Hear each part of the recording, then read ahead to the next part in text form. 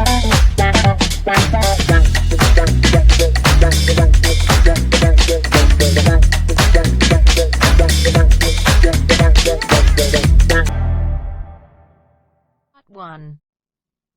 You'll hear two teachers discussing a school trip.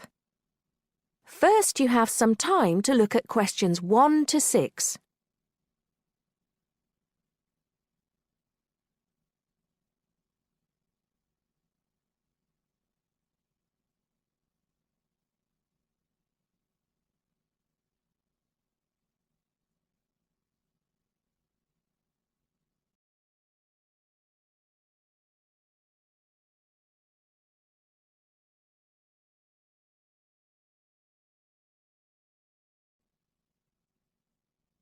Now listen carefully and answer questions 1 to 6. Oh, there you are, Paul. Do you have a few minutes? Can we think about this year's school trip? Hi, Jean. Yes, of course. Have you got any ideas? I've been looking through some information, and I've brought a few leaflets with me. Here you are. Okay, thanks. Just remind me when the trip is. Next Friday. We'll be leaving at 9 and be back here at around 4, so we've probably got time to visit a couple of places. Let's see. What leaflet have you got there? Central Gardens. Looks like a nice place. It's open from 9 until 6, so we could go there anytime we wanted, really. What about there in the morning and then somewhere else in the afternoon? Farmers Market would be an option first as well, at least until they close at 1. Or we could try Grey Castle. That should be possible in the morning or in the afternoon. Oh, hang on. That's at the weekend. The last admission is at noon on weekdays. Greenhall says the same thing. Queen's Park opens at 8, so we could go there first.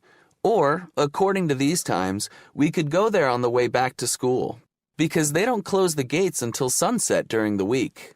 Okay, that gives us a few options. We went to Queen's Park a couple of years ago, didn't we? I seem to remember that the pupils really enjoyed it. It'd be nice to go somewhere new as well. I've seen groups from other schools going around Grey Castle. So have I. But then again, maybe we should play it safe and go to Green Hall. At least we've got experience of taking classes round there. Farmers Market is popular with other schools, though, so it must be interesting. It'd be good to go somewhere where someone can show the pupils around, explain things to them. I've been on a tour around the castle, and they do a really good job.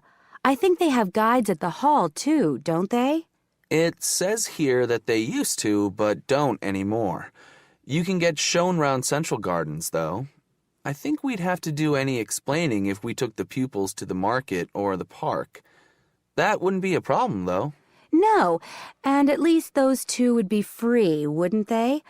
I think all the others charge, and we'd have to get the parents to pay some money. I'm sure they wouldn't mind paying if it was a small amount. Let me check the leaflets. There's a special price for large groups at Grey Castle. Oh, but you can get into Central Gardens for nothing. Right. Oh, I've just thought of something. We wouldn't need to book anything if we were going to Queen's Park, but what about the other places? Central Gardens say you need to let them know if there are more than 10 people in your group, which would include us.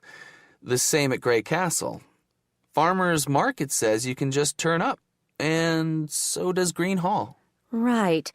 Well, I suggest we take the pupils to Grey Castle for a tour in the morning. How does that sound? Yes, sounds good. We should contact them to book it as soon as possible. In the afternoon, we can do something a bit more relaxed at the park, and we'll have to think about going to Green Hall another year. Shame Farmers Market isn't open, but we can't change the day. So that's a decision then. Now, let's think about what we're going to get the pupils to do. It's a school trip, after all, and we should give them some work to do. Before you hear the rest of the talk, you have some time to look at questions 7 to 10.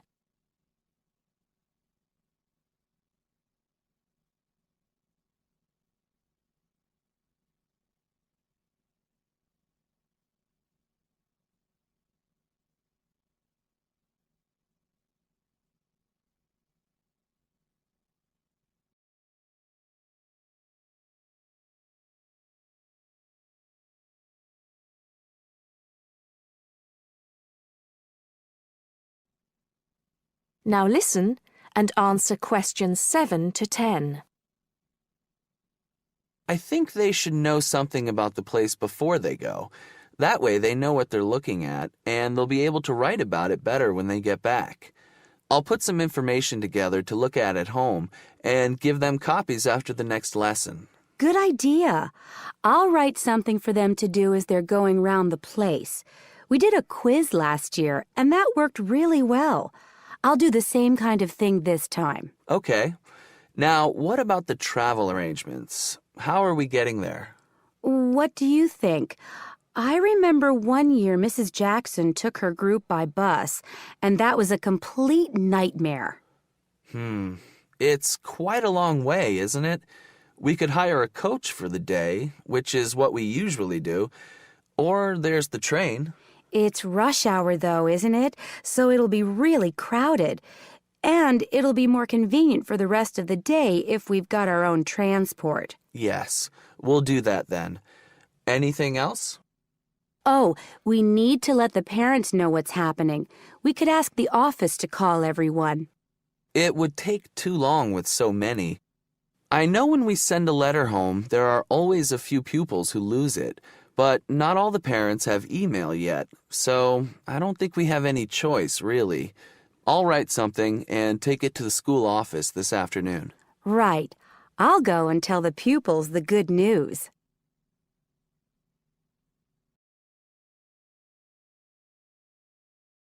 That is the end of part 1. You now have half a minute to check your answers.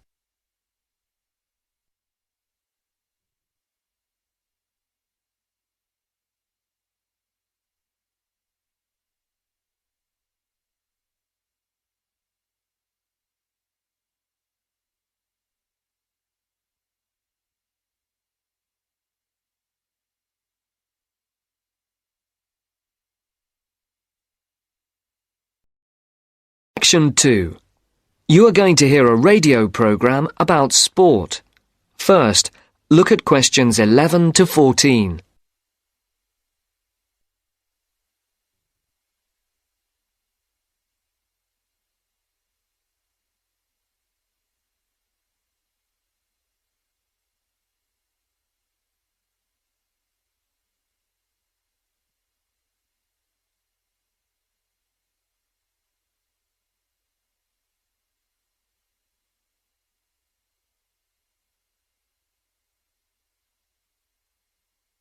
For these questions, listen carefully and circle the correct letters.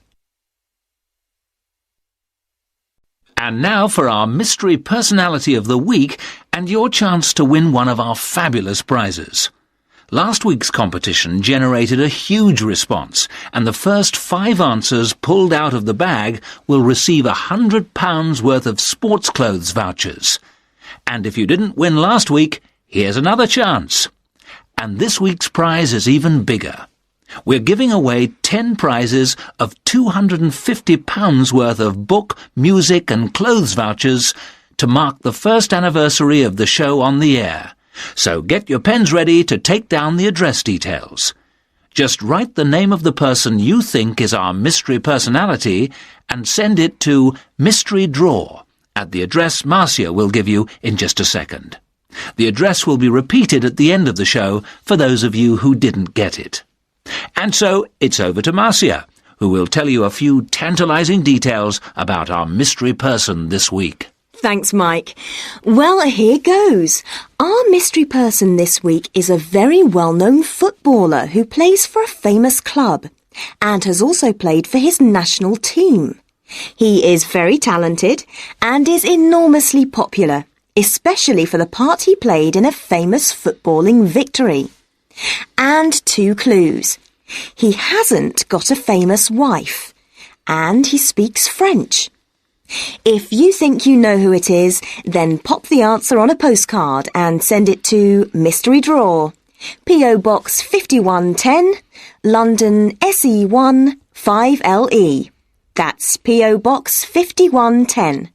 And please don't forget to write your name and address too. And now it's back to Mike. Before the broadcast continues, Look at questions 15 to 20.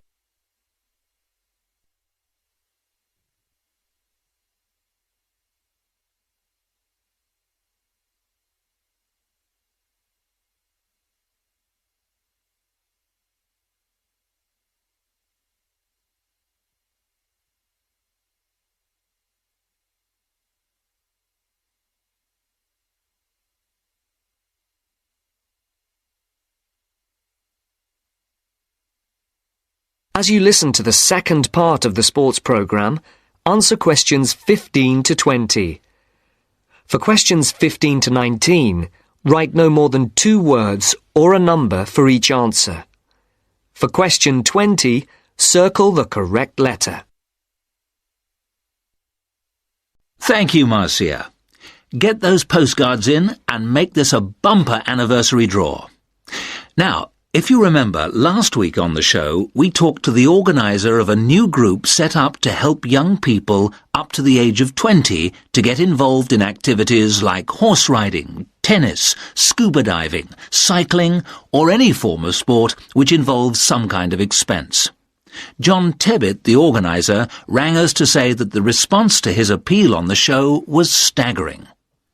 A large number of people, both young and old, have offered their services free as volunteers. The whole thing has been overwhelming. John said that they had also had numerous offers of help throughout the country to use facilities free of charge. As if that was not enough, they've received many donations, including several rather large gifts of more than £5,000. On behalf of John Tebbit, and also of those who will benefit from the generous gifts to the Trust, I would like to say thank you. This week, we're going to talk to a very unusual athlete indeed. Patrick, who is 20 years of age, has been wheelchair-bound for the past 5 years after a motorcycle accident left him paralysed from the waist down. This has not stopped this young man from getting out and about. He's an inspiration to all of us. Patrick has excelled in archery, beating the best in the field, so much so that he has won sponsorship from leading sports manufacturers, which has now enabled him to devote more time to perfecting his skills. So I would like to introduce you to Patrick, who is going to tell us what this sponsorship means to him. That's the end of section 2. You now have half a minute to check your answers.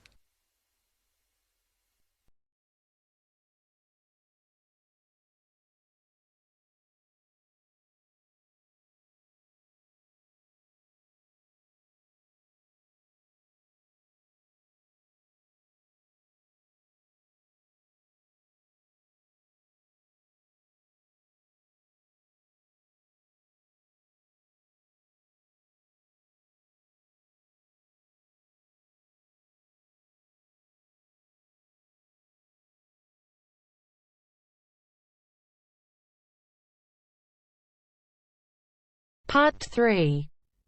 In this section, you will hear a discussion between 3 people in a university tutorial. In the first part of the discussion, they're talking about city traffic and the motor car. First, look at questions 21 to 24.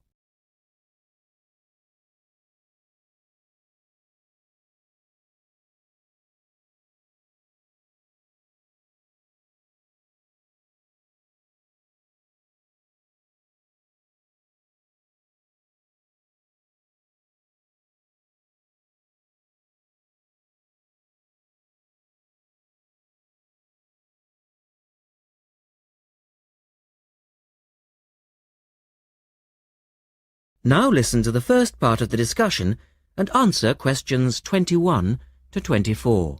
We're very pleased to welcome Professor Isaac Nebworth to our tutorial group today. And he's come to share one of his pet passions with us, city traffic and our Western dependence on the motor car. I believe questions are quite welcome throughout. Thank you. Well, I know you're all very familiar with the superhighway here in Melbourne. But do superhighways automatically lead to super wealth, as our politicians would have us believe?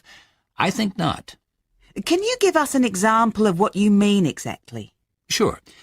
Well, by continuing to encourage this dependence on the motor car, we simply create more congestion and more urban sprawl. And you can see that here in Melbourne, right under your nose. Excuse me, I would just like to say that I feel the sprawl is part of the city. The freeways mean people can enjoy the benefits of living away from the centre on larger blocks with gardens, but still be able to drive back into the city centre for work or entertainment. Well, I'm not convinced that people want to do that. And is our money being well spent? It may be okay for you now, but come back to me in 5 years' time. Let's take CityLink, for example, the new freeway here in Melbourne. Well, I use the freeway all the time. I think it's great. Ah, yes, but it cost $2 billion to build, and you could have gotten 10 times the value by putting the money into public transport. If you give the automobile road space, it will fill that space, and you'll soon find you'll be crawling along your CityLink. But surely you cannot simply blame the car. Some of the blame must rest with governments and city planners. Well, there is an argument, surely, that building good roads is actually beneficial because most new cars these days are highly efficient. They use far less petrol than in the past, and emissions of dangerous gases are low.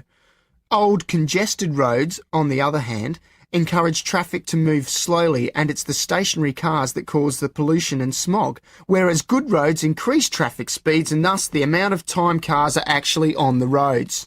Well, this is the old argument put forward by the road lobby, but for me it's clear-cut. Roads equal cars, which equal smog. Public transport is the way to go. In the second part of the discussion, the professor talks about public transport in different cities. Look at questions 25 to 30 first.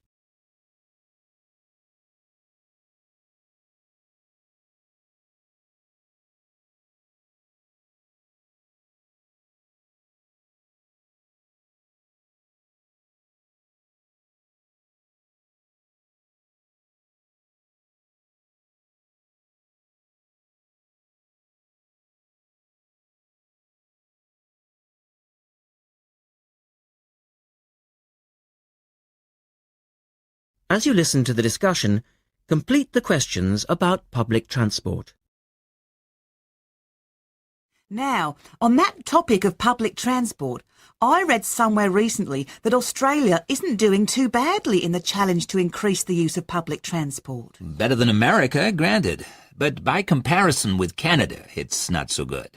For instance, if you compare Toronto with the U.S. metropolis of Detroit, only 160 kilometers away, in Detroit, only 1% of passenger travel is by public transport, whereas in Toronto it's 24%, which is considerably better than Sydney, which can only boast 16%. Well, I think it's encouraging that our least car-dependent city is actually our largest city. 16% of trips being taken on public transport in Sydney isn't too bad. But it's a long way behind Europe. Take both London and Paris, for instance, where 30% of all trips taken are on public transport. Well, they do both have an excellent underground system. And Frankfurt comes in higher still at 32%. I understand that they've been very successful in Copenhagen at ridding the city of the car. Can you tell us anything about that experiment? Yes, indeed. Copenhagen is a wonderful example of a city that has learned to live without the motor car. Back in the 1960s, they adopted a number of policies designed to draw people back into the city. For instance, they paid musicians and artists to perform in the streets.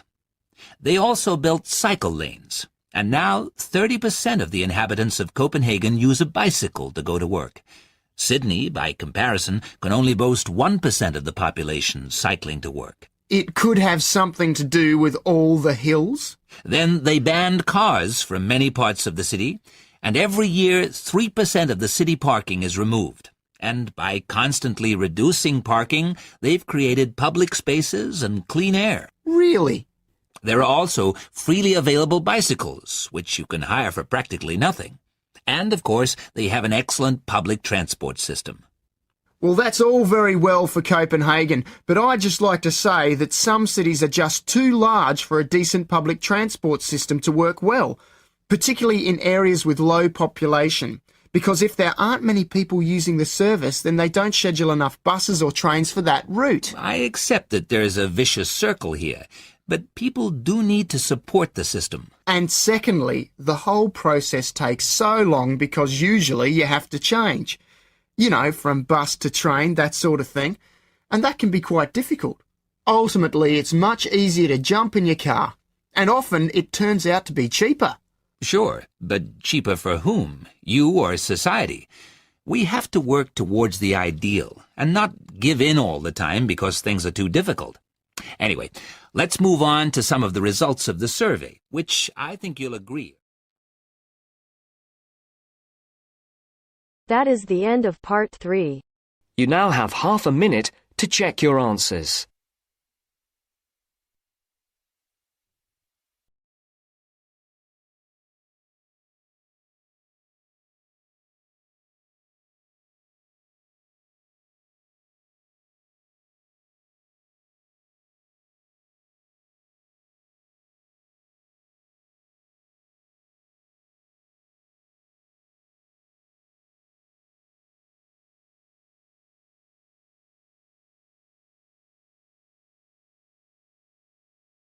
Section 4.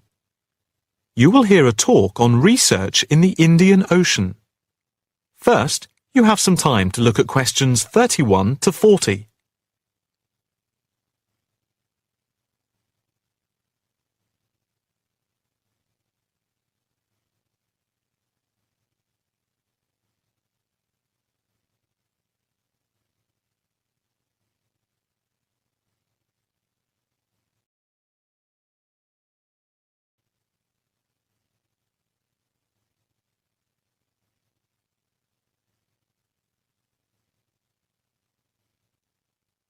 Now listen carefully and answer questions 31 to 40. In this, the first lecture in our series on the changing face of the oceans of the world, we are going to look at the Indian Ocean, into which the Oceanography Department at the Institute here in Australia has been doing pioneering research over the past 5 years. Let us start with some facts about the Indian Ocean, to give you an idea of the scope and complexity of the enterprise we have undertaken. As you can see from the diagrams here on the screen, showing the relative size of the planet's 5 oceans, the Indian Ocean comes third after the Pacific and Atlantic Oceans, but is larger than the Southern Ocean and the Arctic Ocean. On this slide, you can see that the Indian Ocean is different from the 2 larger oceans in that it is landlocked to the north and does not extend into the cold regions of the North Pole. Covering some 73,440,000 square kilometres, the ocean constitutes approximately 1/7 of the Earth's surface and about 20% of the world's total ocean area. At the equator, it is around 6,400 kilometres wide, with the average depth being about 3,400 metres, and with the deepest point being the Java Trench at 7,450 metres. Flowing into the Indian Ocean, we have some of the world's greatest rivers. The Zambezi here, the Ganges here, the Indus, the Brahmaputra, and the Tigris-Euphrates just here. The 2 largest islands in the Indian Ocean, Madagascar, here off the coast of Africa, and Sri Lanka, here off the southern tip of India, are structurally parts of the continents of Africa and Asia, while islands like the Seychelles are exposed tops of submerged ridges. The Maldives are low coral islands, and Mauritius and Réunion are volcanic cones. The surface waters of the ocean are warm, except where the ocean touches the cold waters to the south. A network of scientists, mainly oceanographers and meteorologists from around the world, are monitoring changes in the ocean's temperature and acidity, especially where it meets the Southern Ocean, in order to see how global warming is having an effect on the waters there. An assessment is also being carried out on how this is impacting on low-lying habitats and peoples in the more populated coastal regions around the rim of the ocean. In the warmer north, islands are vulnerable to even the subtlest changes in sea levels and tides, so they are being closely watched. Moreover, a close eye is being kept on wind changes, especially alterations to the monsoon rains, typhoons, cyclones, and any other natural phenomena. In addition to the information sent from the ship that we have stationed off Antarctica, in the south of the Indian Ocean, data are being transmitted round the clock from buoys anchored at various points around the ocean. 5 of these buoys are observing ice packs and icebergs coming into the Indian Ocean from Antarctica. Besides the buoys, data on cloud cover and wind and temperature change are received by satellite. Satellite images are also being used to record the size of the icebergs from the moment they break off from Antarctica. Their course is then mapped as they move out into the Southern Ocean. Here at the Institute, the raw data from the various sources are received and the information is then constantly processed by a bank of computers. Once the data have been collated, the next step in the process is the analysis by experts here and at centres around the world, looking for even the slightest shift in patterns of temperature, wind, and sea levels. In the light of the fact that this is a global enterprise, the Institute is staffed 24 hours a day with researchers working in shifts, and we are in constant contact with centres all around the world. In total, 900 experts from around the globe are involved in the programme. The work at the Institute is now into the 5th year of a 10-year data collection, which began in 2003. The analysis of the 5 years to 2008 will be published early in 2009. However, changes in patterns are already being noticed since the data have been gathered. That is the end of section 4. You now have half a minute to check your answers.